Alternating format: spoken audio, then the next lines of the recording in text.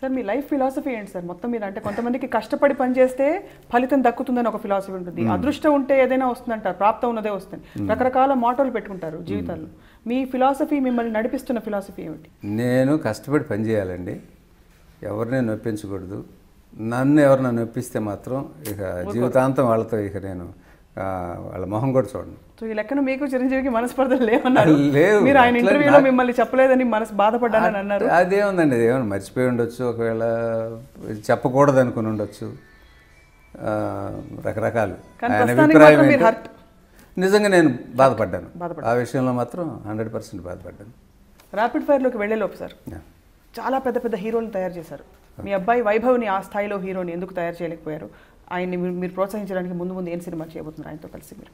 అంటే ఇప్పుడే just entry కదమ్మా, ఇంకా చాలా టైం ఉంది వాడికి. సార్ చిన్న ర్యాపిడ్ ఫైర్ ఉంది, మనం ముగించేలోపు.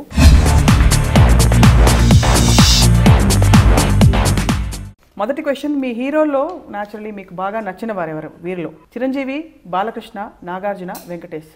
నలుగురు నాకు బాగానే ఉంటారండి. నలుగురు బాగానే నన్ను ఎప్పుడు చాలా గౌరవంగా చూసుకున్నారు. నేను షూటింగ్ చేసేటప్పుడు, నేను సినిమాలు చేసేటప్పుడు నలుగురు నాతో చాలా హ్యాపీగా. ఒక్కరి పేరు చెప్పాలంటే నేను చెప్పలేను, ఎందుకంటే అందరూ బాగా ఉన్నారు నాకు. మీ తరం దర్శకుల్లో మీకు బాగా పోటీగా భావించిన డైరెక్టర్, మీరు భావించిన డైరెక్టర్? నాకు రాఘవేంద్రరావు గారండి. పోటీ అంటే నేను ఆయన దగ్గర పనిచేశాను. పనిచేసిన తర్వాత ఆయన డైరెక్టర్ అయిన తర్వాత ఒక 5 ఇయర్స్కి నేను డైరెక్టర్ అయ్యాను. ఆ తర్వాత ఇద్దరం పోటాపోటీగా సినిమాలు తీసేవాళ్ళం. ఎప్పుడు ఎక్కడ కనిపించినా కూడా బ్రహ్మాండంగా చేసేవయ్యా, ఎవరైనా స్టోరీ రాసింది చెప్పు, నాకు కూడా చెప్పు అని. అంత చాలా అసలు ఎప్పుడు ఒక ఈగో ఇది కానీ, నా దగ్గర అసిస్టెంట్గా పనిచేసాడే ఇతనితో ఇంత మాట్లాడడం అవసరమా, అట్లా ఎప్పుడు ఉండదండి అతనికి. మీ హీరోయిన్స్లో మీకు బాగా సన్నిహితులు, మీకు బాగా నచ్చిన వారు? రాధ, రాధిక, భానుప్రియ, మాధవి. రాధిక అండి అద్భుతమైన నటి. అసలు ఫస్ట్ న్యాయం కావాలప్పుడు మాత్రం షార్ట్ అయిపోగానే వెళ్ళి దూరంగా కూర్చుని ఇంగ్లీష్ బుక్ ఏదో చదువుకుంటాం అండి. అది అమ్మాయితో కష్టం అనుకున్నాం.